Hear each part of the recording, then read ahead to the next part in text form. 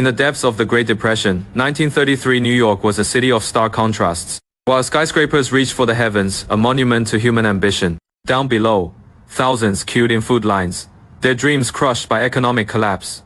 Amidst this desperation was Anne Darrow, a vaudeville performer whose stage had just gone dark. With the theater shut down, her last hope of a paycheck vanished. Her mentor, Choi, could only offer apologies before leaving for Chicago, urging her to look out for herself. Desperate, she tries to audition for a play, but the producer, Mr. Weston, dismisses her coldly. He cruelly suggests she use her looks to survive, handing her a card for a burlesque club. Starving, and with no options left, Anne steals an apple, only to be caught. But a stranger intervenes, paying for the fruit and introducing himself as Carl Denham, a movie producer. He sees in her heartbroken eyes the perfect star for his new picture. He spins a tale of a handsome explorer, a mysterious girl, and a fateful journey to Singapore. Anne is wary, having learned that good things in her life never last. But Carl drops the one name that can sway her, the playwright Jack Driscoll. Anne agrees, only to be whisked away to a rusty tramp steamer, the SS Venture, a far cry from a glamorous movie ship. On board, Carl is in a frantic rush, forcing the ship to cast off before the studio executives, whom he is double-crossed, can stop him.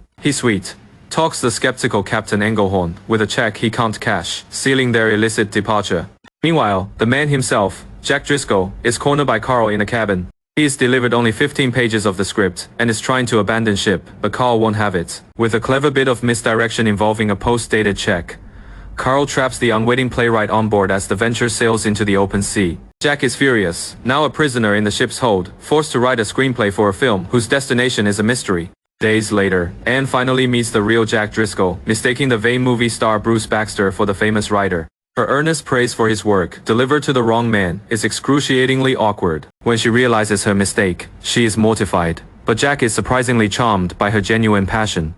As Jack works on the script, Carl reveals his true plan. They are not going to Singapore. They are heading for an uncharted location shown on a mysterious map, Skull Island. The crew grows uneasy. The ship's first mate, Hayes, tells a chilling story. Years ago, they rescued a castaway who spoke of an island hidden in fog, with a colossal wall built to keep something monstrous contained. The next morning, the castaway was found dead, having taken his own life. As they sail into uncharted waters, Anne and Jack grow closer, a quiet romance blooming amidst the uncertainty. Their bond is palpable, a connection that goes beyond words. Suddenly, a radio message arrives. There is a warrant for Carl's arrest, and Captain Engelhorn is ordered to divert to Rangoon. Carl's dream is about to collapse, but as if by a dark miracle, the ship enters a dense, unnatural fog. The compass spins wildly, they are lost. Then, the lookout screams. Jagged rocks appear out of the mist, and the Venture violently runs aground, its hull breached, trapped and damaged. They see it through the fog, a monolithic wall carved into a mountain, and behind it, the silhouette of a monstrous skull. Carl, seeing his chance, gathers a shore party. He is determined to get his picture, no matter the cost.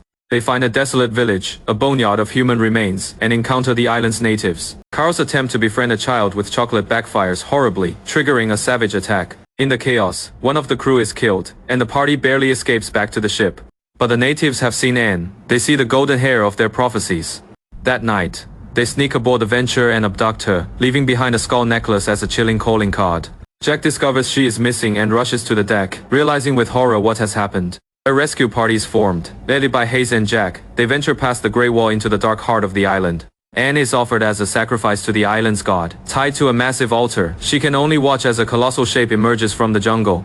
It is Kong, a 25-foot gorilla, the king of this lost world. He takes his prize, and with Anne clutched in his giant fist, disappears back into the primordial wilderness. The rescue party follows Kong's trail of destruction, quickly learning that humans are no longer at the top of the food chain here. Their first encounter is with a pack of ravenous dinosaurs, and the crew suffers its first casualties in a brutal bloody fight for survival. Deeper in the jungle, Kong is intrigued by his captive. Her screams are replaced by a desperate attempt to entertain him, a vaudeville act for an audience of one. To his surprise, he is amused, but when she stops, his anger returns. Terrified, Anne realizes he wants a performance, and so she dances for her life. The rescue party, meanwhile, stumbles into a valley of brontosauruses. Carl, ever the filmmaker, sees it as a magnificent shot. But their presence panics the herd, triggering a terrifying stampede that funnels them into a narrow gorge. Men are crushed and killed in the chaos. The cameraman, Herb, dies filming his final, fatal shot. The survivors are forced onto a massive fallen log bridging a deep chasm, but their escape is cut short. Kong appears at the other end in a horrifying display of power. He begins to shake the log violently. Ace makes a brave last stand, but is swatted away into the abyss. The rest of the crew are sent plunging into the pit below, a feeding ground for monstrous slug-like creatures and giant insects. What follows is a pure nightmare, a desperate, horrifying battle against swarms of carnivorous bugs. Carl's assistant, Preston, is eaten alive. Others are impaled, dismembered, and overwhelmed. Only a handful, including Jack and Carl, manage to survive, saved by Captain Inglehorn and the actor Baxter, who arrive just in time. But Jack refuses to give up. He presses on alone, determined to save Anne. High in his mountain lair, a strange bond forms between Anne and Kong. She is no longer just a captive. He watches her with curiosity, and she, in turn, sees the lonely soul behind the beast. She shows him the beauty of a sunset, a concept he has never understood. In this quiet moment, they are not monster and victim, but two solitary beings, finding solace in each other's company. Their peace is shattered by a flock of giant bat-like creatures. Kong fights them off, protecting Anne fiercely. But their fight is interrupted by an even greater threat. 3V Rexes, the apex predators of Skull Island. What ensues is one of the most brutal fights in history. Kong, holding Anne in one hand, battles all three carnivores at once. He is bitten, thrown, and overwhelmed, but his determination to protect Anne is absolute. In a stunning display of rage and strength, he systematically kills each one, culminating in him literally breaking the last Rex's jaw. Exhausted and wounded, he beats his chest in victory. He has defended his queen. While Kong is distracted, Jack finally reaches Anne. She is torn, but knows she must leave. Kong realizes she is gone and lets out a roar of anguish and betrayal, chasing after them. Jack and Anne race back to the wall, but Carl has seen his opportunity. He doesn't want to film anymore. He wants the beast itself. He convinces Inglehorn to help him trap Kong, promising unimaginable riches. As Kong smashes through the great gate in pursuit of Anne, he walks right into their trap. Grappling hooks fly, and a bottle of chloroform is thrown. Anne screams for them to stop, but it is too late. The mighty king is brought to his knees, his last conscious sight being Anne sailing away from him. Months later, in New York, Carl Denham is the king of Broadway. He presents his captive to a packed theater. Kong, chained and subdued, is displayed as a spectacle. Anne is forced to participate, playing a caricature of herself. Jack, now a successful playwright, watches from the audience, disgusted by Carl's exploitation. But the flashbulbs of the press photographers enrage Kong. He thinks Anne is in danger. With a roar of pure fury, he shatters his chrome steel chains. Panic erupts. The theater descends into chaos as Kong breaks free and smashes his way into the streets of Manhattan. He is lost, confused, and angry, tearing through the city in a desperate search for the one thing he recognizes: Anne. Jack risks his own life to lead Kong away from the crowds, drawing the beast's attention. Finally, Kong finds her. In a moment of surreal calm, he gently picks her up. They share a quiet interlude on the ice of a frozen pond in Central Park, a beautiful tragic moment of peace before the final storm. But the army closes in, and Kong, seeking refuge, begins to climb. He scales the tallest structure in the world, the Empire State Building, carrying Anne with him to the top.